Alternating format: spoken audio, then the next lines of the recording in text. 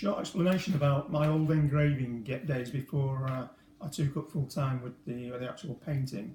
In those days, you had to draw to be an engraver, a hand engraver, in copper plates, steel dies, that type of thing. And here I've got one or two little copper plates we used to do, this sort of copper plate script, various lettering, various ornamental designs. That's on a piece of aluminium, which is unusual, but it's just an exercise, and it's for print rather than for viewing as a finished object.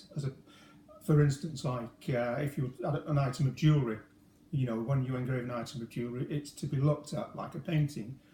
Some very skillful jewellery engravers out there. I'd say my hat's off to them. Brilliant stuff. This is different type of engraving. I have done jewellery engraving, but that was just to earn a crust in the early days.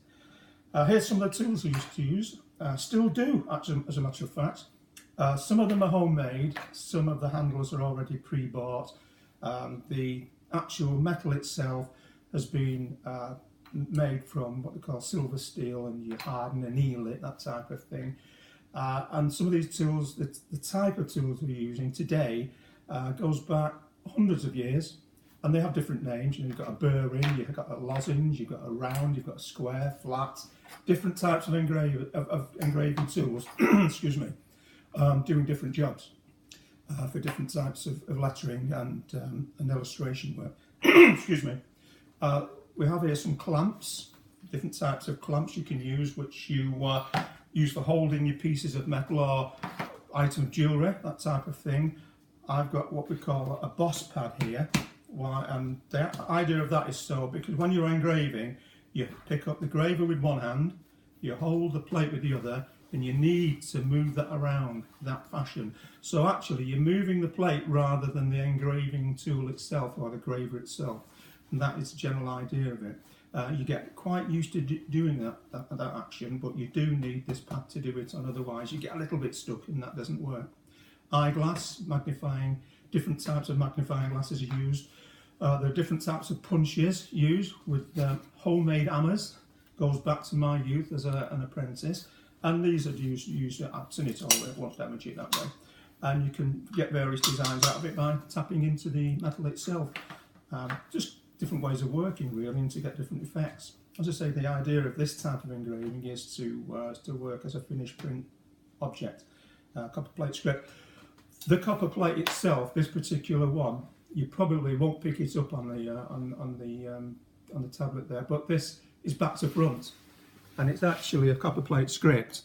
In the old days, what we used to do, all the copper plate script were engraved back to front, so that when it was printed, you would actually finish reading the right way around on the actual business cards, and that is what this type of copper plate is. It's the size of a business card and is for business cards. As opposed, again here, we've got some little motifs on another piece of copper. Needs cleaning up, sorry about that, wasn't expecting you today. That is like little, you know, various scripts, names, monograms, that type of thing. Again, that can be used either for print purposes or for signet rings, that type of thing. Family heirlooms, trophies, jewellery, you name it, and that's what we've got. Stones, sharpening stones. This is a small sharpening stone. I've got a big sharpening stone near the room, which you use for honing the. Use a grinding stone for doing the rough grinding to get the edge on the tool itself, on the steel, and then finishing off a little bit of oil on the stone, backwards and forwards motion, hone it up, and get a really fine point on it. These are stones which are used for erasing any little bits of burr on it. Very fine, very smooth stones. They're called tam o' shanter stones. I've not seen them for years actually. These are quite new.